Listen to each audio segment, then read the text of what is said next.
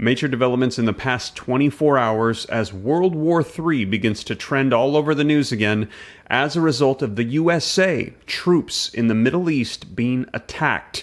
People are saying this could escalate very fast. Now, just to give you a little bit of context, this all started about 2 weeks ago after the Hamas attack on Israel. Biden had warned Iran to be careful. Now, why would he warn Iran? It is because Iran openly funds Hamas to attack Israel. They want to destroy them, and the U.S. is allies supporting Israel, and they knew that Iran would likely start attacking the United States. So Biden had issued a warning. Take a look 2 weeks ago. Made it clear to the Iranians, be careful. So that was 2 weeks ago, but take a look at the headlines that have been coming out. U.S. troops in the Middle East attacked 14 times, injuring 24 people over the last week, the Pentagon says. There have been 11 attacks in Iraq and 3 in Syria, according to the Pentagon officials, attacking U.S. troops. And they're saying, yes, this is taking place from Iran. So it looks like those threats, Iran took them as empty. And let me know your thoughts on this. Do other countries not respect Biden? They don't believe he's a strong leader, and they don't think he's going to do anything about it. Well, take a look at this, you guys. In the past 24 hours, Biden issues another warning of a response if Iran attacks troops, I guess continuing because they've been attacking the troops. The comments come on the heels of several attacks against American soldiers and military installations in the Middle East, and a lot of people are saying that this is going to lead to World War III. Take a look. Elon Musk coming out in the news, warning that World War III could arise from the current conflicts, and he says our number one priority should be to avoid World War III at all costs because this is an existential threat to humanity. And right now, Iran actually can be seen meeting with the leaders of Hamas. Take a look at this video footage. Hamas's backer, Iran, today blamed the United States for what's happening in Gaza. Pro-Iranian militias have already carried out probing attacks against U.S. bases in Syria and Iraq. Today, Hezbollah in Lebanon released this ominous photograph of the group's shadowy leader meeting with senior members of Hamas and Palestinian Islamic Jihad in front of a photograph of Iran's supreme leader. President Biden had a message for him. My warning to the Ayatollah was that if they continue to move against those troops, we will respond, and he should be prepared. Now, let me know your thoughts in the comments down below. Are we on the brink of World War III? And we just heard that Iran is actually blaming the United States for everything that's taking place in Gaza, and they are justifying their attacks, saying that it's the U.S. that is causing all of this to unfold. Meanwhile, the United States House of Representatives just got a Speaker of the House, and the first piece of legislation that they passed was to approve more support, more funding to go out to Israel to help them at this time. Let me know your thoughts in the comments down below. Now, I'm going to be diving into some of the details for you in this video to get you caught up as to what's going on, so that way you know the latest.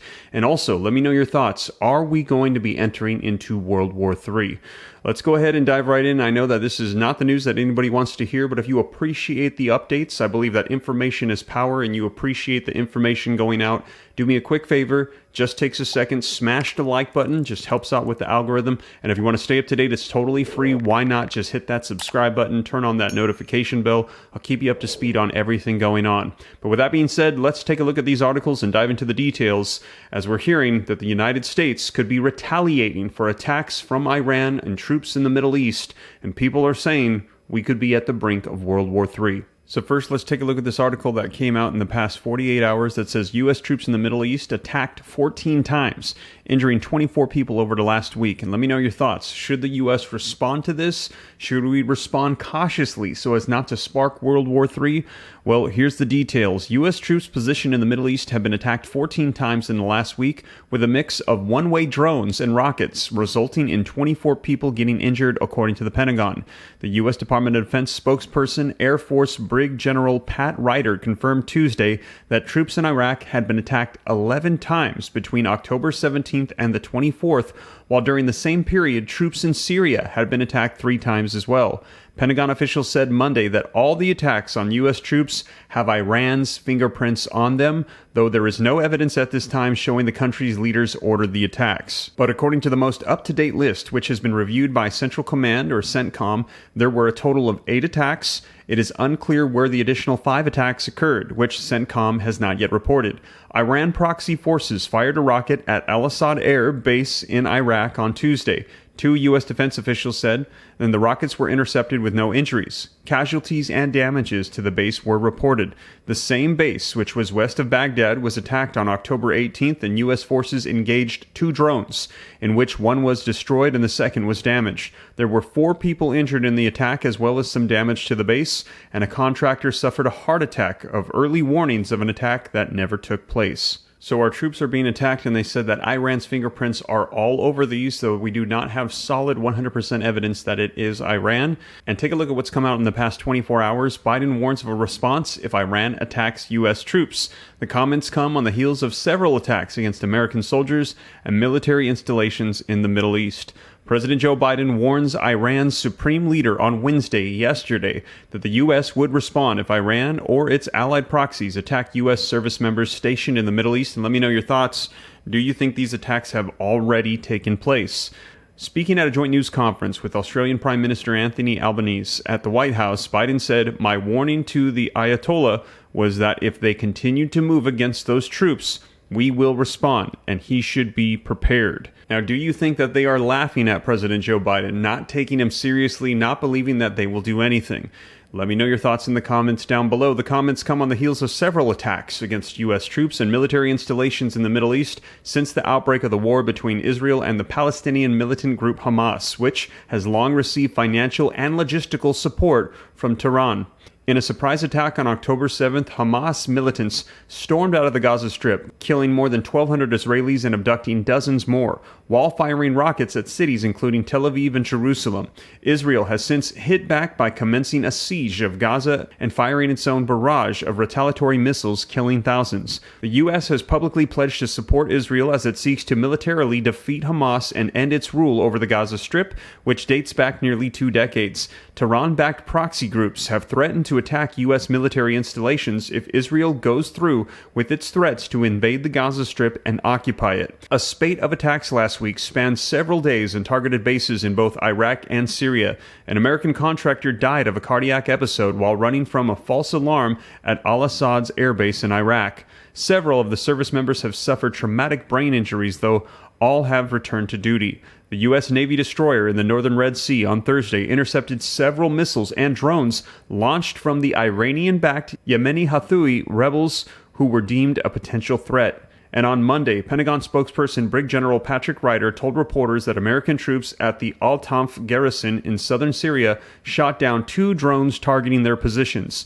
No service members were injured. Ryder also said on Monday that the Pentagon would hold Iran responsible for the strikes against American troops, given Iran's past support for the groups. Now, there's a lot of concern about a World War III breaking out, and take a look. Just in the past couple days, Elon Musk warns of World War III potential. Tech billionaire Elon Musk said on Monday that the war between Israel and Hamas in Gaza and Russia's ongoing war in Ukraine raised the potential for World War III. Let me know your thoughts. Are we going this route? We need to figure out peace in Ukraine, and I think that we need to restore normal relations with Russia, Musk said in a talk on social media platforms X on Monday. World War III is a civilizational risk that we may not recover from, so we need to prioritize avoiding World War III. That's what actually matters, he said, and not what happened in World War I and have a regional conflict rapidly become a global conflict. And as I mentioned, the House is back in session. All of Congress can now go ahead and move forward with legislation. And take a look. The House adopted a resolution supporting Israel in the war against Hamas. This was the first measure that they took up. It says, in the first piece of legislation act under the newly elevated Speaker Mike Johnson, the House on yesterday, overwhelmingly adopt a symbolic resolution voicing support for Israel in its war against Hamas.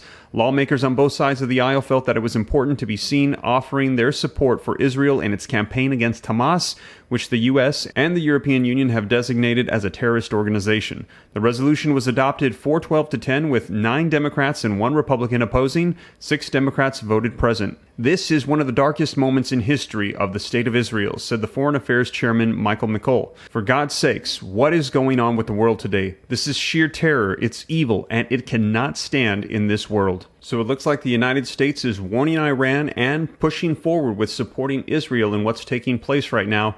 And let me know your thoughts again. Do you think that this is going to be escalating, or do you think that there's going to be some means of peace and this will de-escalate?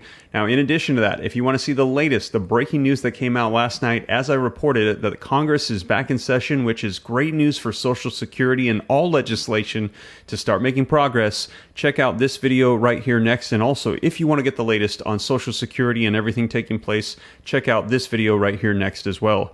But you guys, that is the latest coming out, and I'll be sure to keep you up to speed on everything as it unfolds. Thank you so much for joining me. Take care. God bless. I'll catch you in the next video. This is Steve.